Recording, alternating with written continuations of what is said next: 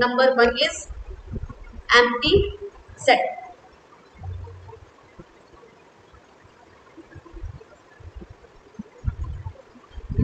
ऐसा कोई भी सेट जिसमें कोई भी एलिमेंट नहीं होता उसको हम एम्प्टी सेट कहते हैं।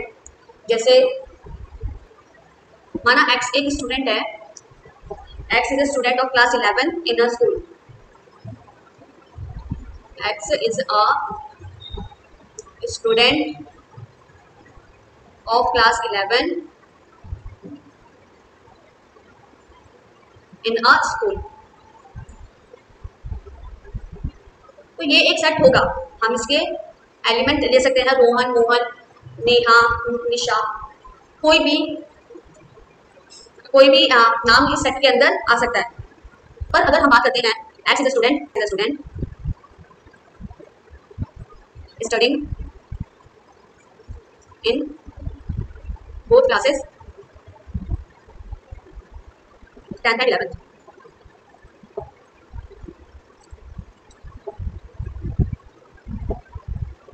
तो क्या ये एक सेट होगा? अगर रोहन एक ऐसा स्टूडेंट है जो क्लास 11th में है, पर तो क्या वही रोहन 10th क्लास में हो सकता है? नहीं। एलिमेंट क्या होंगे? इसके एलिमेंट हो जाएंगे एक्स। बट यहाँ पर एक्स एक स्टूडेंट है जो 10th और 11th दोनों क्लास में पढ़ता है।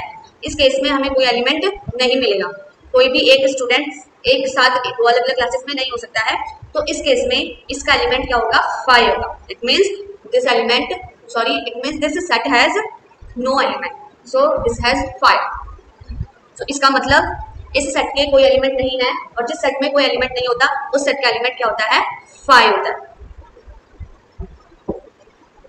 तो ये एम्प्टी सेट नहीं है, it is not a empty set, but ये एम्प्टी सेट है बिकॉज इसका एलिमेंट 5 है और कुछ नहीं है। एक और एग्जांपल लेते हैं।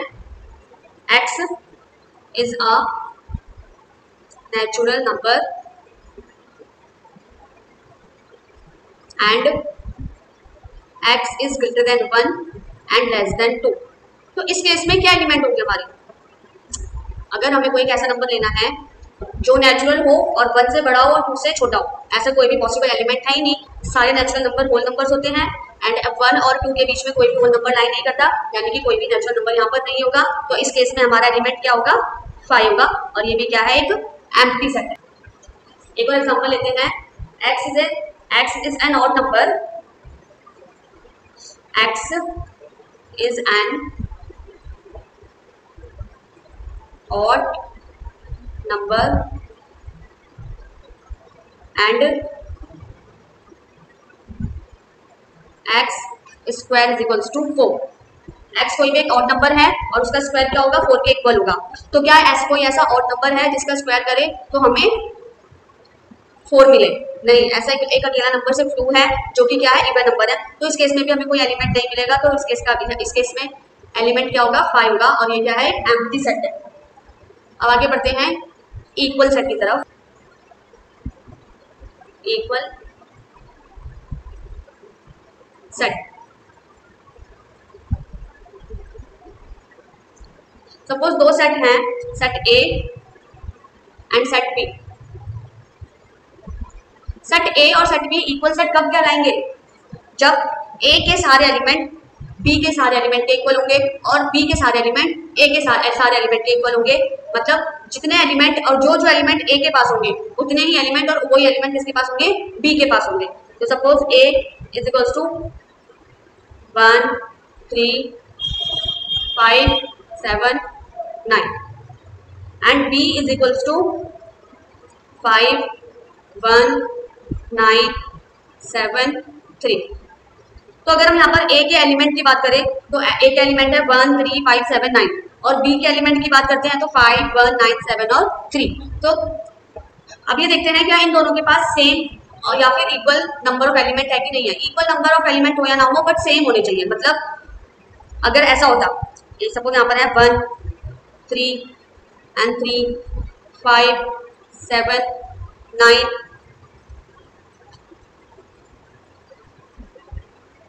और यहाँ पे होता 1 1 3 5 7 7 9। तो इससे फर्क नहीं पड़ता है, कभी भी एलिमेंट किसी भी सेट के एलिमेंट रिपीट नहीं होते हैं। और अगर आपको कोई ऐसा केस मिल जाता है जिसमें हमें दिख रहा है कि सेट में एलिमेंट की रिपीटेशन हो रखी है और हमें चेक करना है कोई इक्वल सेट है कि नहीं है, तो हम उसमें सिर्फ ये देखेंगे जो एलिमेंट इसके पास है वो एलिमेंट इसके पास भी होने चाहिए। तो अगर हम यहाँ पे इस कंडीशन को देखते हैं तो इसके पास 1, इसके पास भी 1 है, इसके पास 3 है, इसके पास भी 3 है, इसके पास 5, इसके पास 5, इसके पास 7, इसके पास 7, यहाँ पे 9 है, यहाँ पे भी 9 है, तो ये इक्वल सेट होंगे। ऐसा कोई एलिमेंट नहीं है जो बी के पास हो बट ए के पास नहीं है, या फिर यहाँ पे ऐसा कोई एलिमेंट नहीं है जो ए के पास हो बट बी के पास नहीं है, तो इसीलिए ये क्या है, ये दोनों इक्वल सेट है। ये चीज हम यहाँ पे भी देख सकते हैं, 1 1 3 3 5 5 7 7 9 9, दोनों के पास सेम एलिमेंट है, तो सेट ए किसके इक्वल है, सेट बी के इक्वल है। इसको हम इस तरीके से दिखा सकते हैं, set A is equals to set B. अगर कोई केस ऐसा आता है जिसमें हमें दिखता है कि ए के पास कोई एक ऐसा एलिमेंट है जो बी के पास नहीं है, या फिर बी के पास कोई ऐसा एलिमेंट है जो ए के पास नहीं है, तो उस केस में दोनों सेट इक्वल सेट नहीं होंगे। एक और एग्जांपल लेते हैं, एक सेट है set C, C is equal to x number such that x minus 5 is equal to 0 and और दूसरा set d is equal to x is an integral positive root of the equation x square minus 2x minus 15 is equal to 0। एक और set e is equal to x is a number, x is an integer such that x square is equal to 21। तो सबसे पहले हम इसमें इनके element find करते हैं, क्या क्या इनके एलिमेंट होंगे। सो सी सेट है x is a number such that x minus 5 is equal to 0। x कोई भी एक नंबर होगा और वो नंबर इस फॉर्म में होगा कि x minus 5 is equal to क्या होना चाहिए, 0 होना चाहिए। तो इस केस में क्या एलिमेंट होंगे, ऐसा कौन सा नंबर है जिसमें से हम 5 को माइनस करें तो आंसर 0 है, क्या है, obviously 5 minus 5 is equal to 0, तो इसका एलिमेंट हो गया 5। नेक्स्ट है x is an integral positive root of the equation x square minus 2x minus 15 equals to 0। तो यहाँ पे रूट का मतलब क्या है, रूट यानी कि सोल्यूशन। जो गिवन क्वाड्रेटिक इक्वेशन है उससे हमें x की जो भी वैल्यू मिलेगी वो क्या होगा, उसका सोल्यूशन होगा, या फिर x की वैल्यू होगी और हम उसको क्या बोलते हैं, रूट भी बोलते हैं। जैसे यहाँ से हमें x की वैल्यू 5 मिली थी। सो x यहाँ पे बोला है x is an integral positive root, यानी कि यहाँ से हमें x की जो भी वैल्यू मिलेगी उसका जो पॉजिटिव रूट होगा, जो पॉजिटिव वैल्यू होगी वो हमारा एलिमेंट होगा इस केस में। तो हम यहाँ पे पहले x की वैल्यू फाइंड करते हैं। सो अगर हम क्वाड्रेटिक फॉर्मूला यूज करके x की वैल्यू फाइंड करेंगे तो x square minus 2x minus 15 is equal to 0। अगर आप चाहते हैं कि मैं इस तरह की क्वाड्रेटिक इक्वेशन को कैसे सॉल्व करते हैं ये भी समझाऊं तो प्लीज नीचे कमेंट करें। x square x is equals to minus b plus minus root b square minus 4ac upon 2a। तो यहाँ पे b क्या होता है, b मल्टीपल ऑफ 2 होता है, मल्टीपल ऑफ x होता है, या फिर कोफिशिएंट ऑफ x होता है, minus and minus 2 plus minus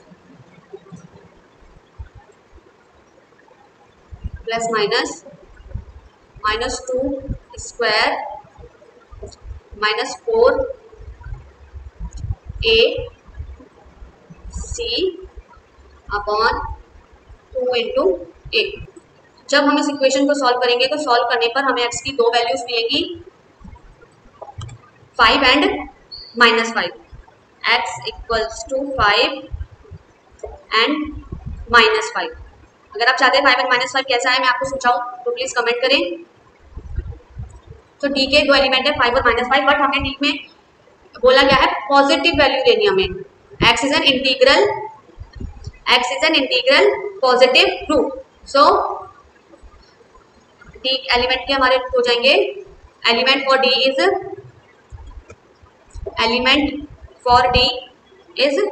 5। Minus 5 नहीं ले सकते क्योंकि क्वेश्चन में केवल पॉजिटिव वैल्यू की डिमांड है। Next set e, x is an integer such that x square is equals to 20 5। तो ऐसा एलिमेंट जिसका हम स्क्वायर करें तो क्या मिले हमें 25 मिले। तो ऐसे दो एलिमेंट होंगे, एक होगा 5 और होगा -5, क्योंकि नेगेटिव नंबर का जब हम स्क्वायर करते हैं तो वो भी पॉजिटिव होता है। तो हमारे ई सेट के एलिमेंट होंगे -5 एंड +5। अब हमें चेक करना है कि इनमें से कौन कौन से सेट इक्वल है। तो उसके लिए हमें क्या देखना होगा, सब एलिमेंट किसके सेम है। सेट सी का एलिमेंट है 5, सेट डी का एलिमेंट है 5, दोनों में सेम सेट है, दोनों में सेम एलिमेंट है, तो ये क्या होंगे, ये इक्वल सेट होंगे। सेट ई के पास 5 और -5 दो एलिमेंट है। सो सी और डी को अगर देखते हैं तो 5 इनके पास है पर इनके पास -5 नहीं है, तो इसीलिए जो सेट ई होगा वो इन दोनों में से किसी भी सेट के इक्वल नहीं है, पर सेट सी सेट डी के इक्वल है। तो उसको हम इस तरीके से लिख सकते हैं, set C is equals to set D, but set C is not equals to set E and set D is also not equals to set E. Next है singleton set. Singleton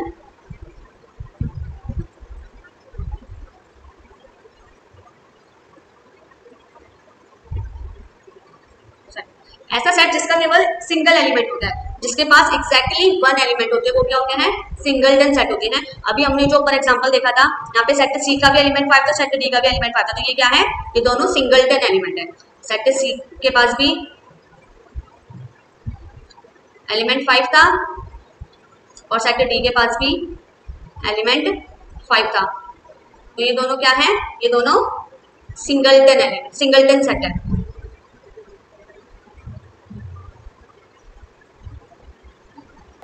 next is finite set and non finite या फिर infinite set. Finite set, finite set and non finite और infinite set.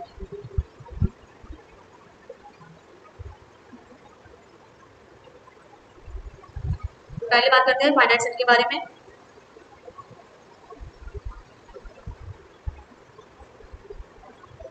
Suppose A is a set of first 5 given numbers 0, 2, 4, 6, 8। तो इस set A के पास कितने element है, set A के पास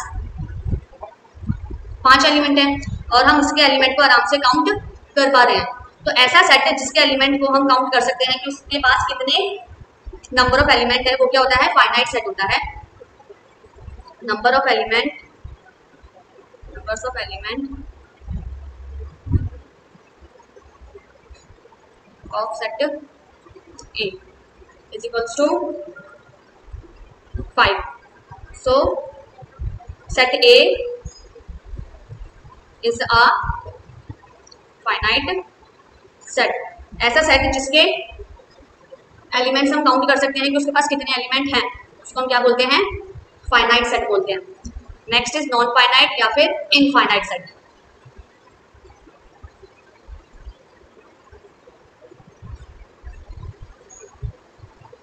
क्या infinite,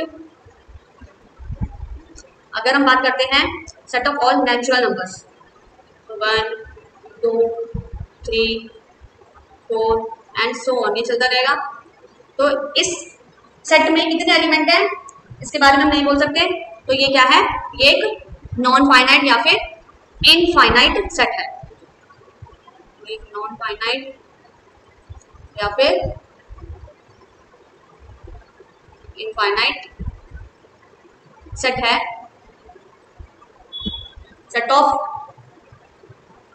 all whole numbers, set of whole numbers is equals to 0, 1, 2, 3 and so on। ये भी क्या है, ये भी एक नॉन फाइनाइट या फिर इनफाइनाइट सेट है, क्योंकि हम इसमें कितने नंबर ऑफ एलिमेंट्स हम काउंट नहीं कर सकते हैं, तो ये नॉन फाइनाइट या फिर इनफाइनाइट सेट कहलाएगा। Suppose M is a set of all prime numbers,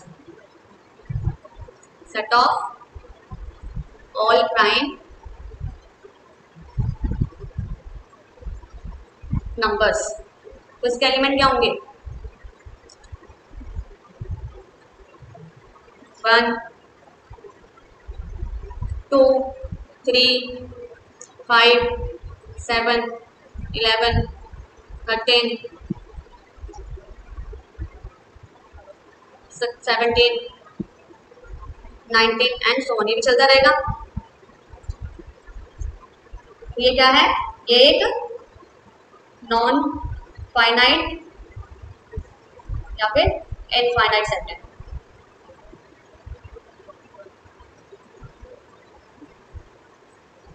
next example लेते हैं। n is equals to x is a natural number and x is an odd number। यहाँ से हमें क्या पता चलता है? x एक नेचुरल नंबर है और ऑड भी है, यानी कि x एक ऑड नेचुरल नंबर है। तो अगर हम x के एलिमेंट की बात करेंगे तो वो होंगे element of x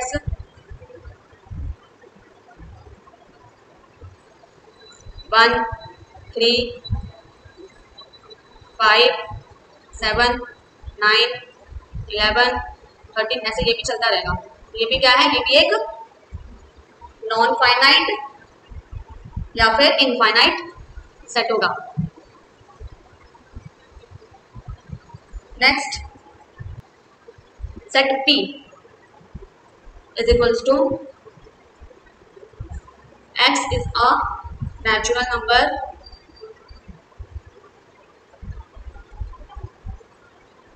and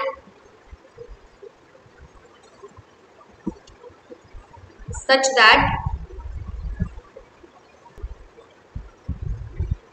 2x minus 1 is equals to 0। तो यहाँ से P के एलिमेंट क्या होंगे? अगर यहाँ पे इस इक्वेशन को सॉल्व करेंगे तो x की वैल्यू आएगी 1/2। तो हमारा एलिमेंट क्या हो गया? 1/2। तो इसमें कितने एलिमेंट है? इसमें एक एलिमेंट है, तो एक फाइनाइट सेट होगा और इस सेट में केवल एक एलिमेंट है। अगर इसमें एक से ज्यादा एलिमेंट होते तो हम इसको सिंगलटन सेट नहीं कहते, बट क्योंकि इसमें केवल एक ही एलिमेंट है तो ये साथ ही साथ क्या है? एक सिंगलटन सेट भी है।